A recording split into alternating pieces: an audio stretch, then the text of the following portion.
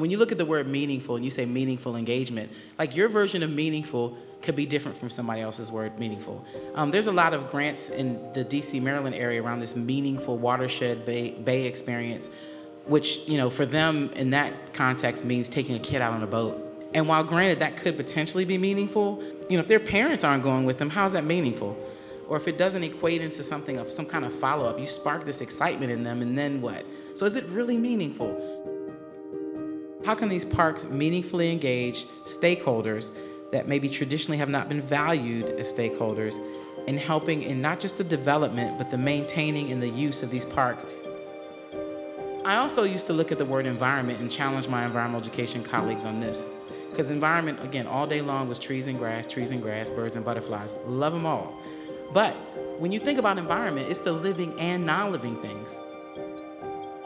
Regardless of who you're talking to or what you're trying to do, there's a very good chance that the kids you're working with are either impacted by poverty, exposed to poverty, or something. Something as small as an apple could impact how they engage with you an hour later because they have food in their system.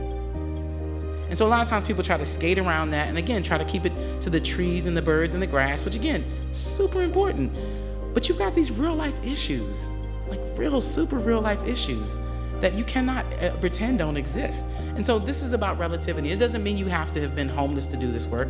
It just means that you have to be a human being that has the empathy to be able to feel something when you read this and go, you know what, I've been thinking about this, a different way. I need to think about it another way.